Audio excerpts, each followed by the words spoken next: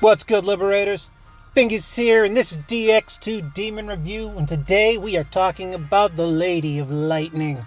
The woman that's bringing back that 80s style of yellow spandex. The Megami, Anat, the goddess of birth and death in Semitic lore. She is Baal's sister and wife. Ugh. Like Baal, she is a god of fertility, but is also known for her terrible curse of death. It is said that even her father El in the heavens feared her power. She cast an annual curse of death on the ruler of the underworld and her son/son-in-law, Mot, which caused the cycle of fertility of the land. Fertilized by the blood of men, her altar was constantly supplied with human sacrifices, much like the thoughts of the modern day. Let's get into the stats. She is a castress extraordinaire, decent enough magic at 202 off rip. Pump that up to 222, 242 if your math is in line at the maximum.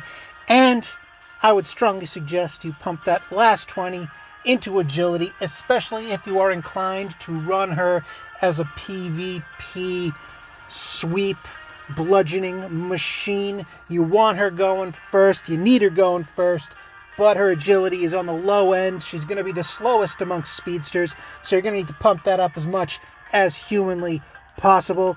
And the last 10, you can pump it to either vitality or luck. Either way, not going to make too big of a difference. She drains electricity, which is thematically appropriate. Weak to force, be aware. Nulls light, resists darkness, which, as we all know, are useless in 2021. For the transferable skill Electric Amp, plus 25% to electric damage. Always nice to see this kind of skill included in their base kit. Pump up that damage, because that's what she's all about. For her first unique skill, Killer Impulse, activates the following chain effect when this demon, and this demon alone, downs a daemon. Inflicts electric magic damage with the power of 25 with Electric Pierce 4 times on random enemies. Great for finishing off those pesky Endures and Enduring Souls, but be aware, this doesn't operate like Shrosha or Hresvalgar's chain effect, where if anyone downs a demon, the skill kicks off. She herself, Anat, has to deal the killing blow for this skill to trigger, and it will trigger a maximum of 2 times, no matter how many demons you kill. So be aware. And for her big breaking skill, Thunderstorm, electric magic damage with the power of 130 with Electric Pierce on all enemies, and it also reduces the attack of all enemies by 20%. Always nice, especially if you're running a speedster kind of team who relies on flattening enemies turn 1, not even giving them a chance to respond. If they get that second turn, hopefully you have crippled their offense enough that your paper-thin defense on your speedster team can survive to finish them off in that second turn. And this goes a long way to ensuring that happens. Getting that Tarunda on is big, big money. If you level this thing up, plus 20% to the damage dealt in the skill and the crucial -1 MP cost, bringing it down to 7 MP, which is completely unacceptable for what we want to use her for. But if you can get her second panel, that will bring this down to 6 MP, meaning with Divine Brands, and barring any Undead Alices in the mix, you can pop off turn 1, which is the goal. As for her archetype skill, I've got her in Psychic for Merciless Blow, plus 20% damage when attacking the enemy's weak point. I primarily use her for Ultra World electric farming, and of course, electric Demopocalypse. So this is an obvious choice to anyone who primarily uses her for those things. And in that same vein, I've got her with Auto Racunda, helping out with both the Demopocalypse and the Ultra World electric farming. If you want to go above and beyond in Demopocalypse, you got to get that Auto Tarakaja up. If you want to kick it into overdrive, you need that Auto Racunda on with it. Prioritize that Tarakaja, but get that Auto Racunda on there somewhere if you want to get in that top 3% for whatever element you're playing with. And of course, the cliched electric boost, an additional 15% to electric damage. And much like other elementally themed powerhouse mage demons, she is special in her ability to pile on damage percentage boosts. Electric Amp, 25%, leveling up Thunderstorm, another 20%, Merciless Blow, another 20%, assuming you're attacking a weakness. And, electric boost of the 15%, you can put electric enhancement on there, giving you an extra 15% or 25%, assuming you're attacking a weak point. You can see where I'm going here. You can spike this up to over 100% damage percentage boost in her skills alone. Couple that off with a powerful magic attack, brand build, and that is one sexy lady.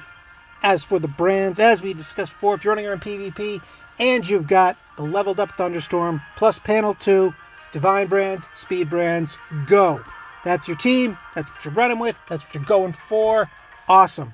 Anything else?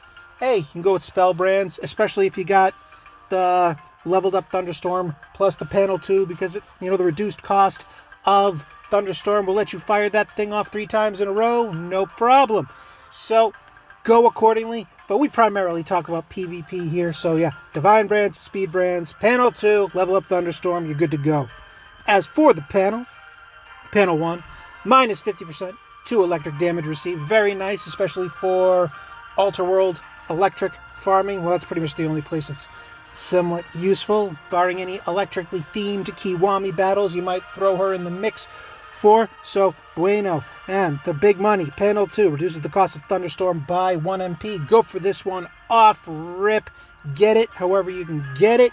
You can fuse this bad bitch in multi-fusion. She costs several million mag, but it can be done and should be done, assuming you want to play around with her.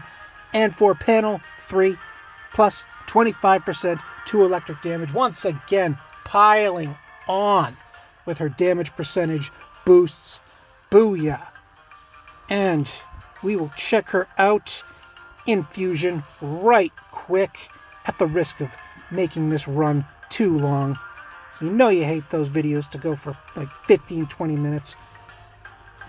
So, in her common form, she gets Magic Amp 3. Not ideal, but hey, if you're running her in PvP, this gives her a flat magic attack boost. It's not much, but it's there and will allow for the most general of magic boosts to be effective across the board, whereas Merciless Blow and the Psychic Archetype will only help you out if you're hitting a weakness, which in PvP, that's a dice roll whether you're going to get an electric weakness on whatever team you're going against. So it is something to consider, though I would not recommend it. She costs 5 million mag to fuse, plus this common Ishtar you're going to need to create, so that's going to be another 2.53 mil, so expect to spend 8 mil or so fusing up this electric lady. Before we wrap it up in totality, let's check out her other archetypes, because who knows, she may have something worth talking about. For the Aragami, Thunder Rain, the strongest transferable electric single target skill with a power of 180. Not bad, but no electric pierce, so For the Protector archetype, Luster Candy, increases attack, defense, and evasion accuracy of all party members by 20%, the big buff, but it costs 7 MP, though you can level this up and get that down to 6, making it turn 1 viable, but still, I would rather be popping off with Thunderstorm. Psychic archetype for Merciless Blow, booyah, we discussed that. And the Elementalist archetype of Null Force, which does cover her weakness, but is underwhelming as usual. And that about wraps it up for this lady who can cause a static shock. And you gotta love a girl who circles her boobs with her outfit. I mean, that's just a vortex of lovely right there. Just remember, Liberators, you're staring at a lady. Don't get captured.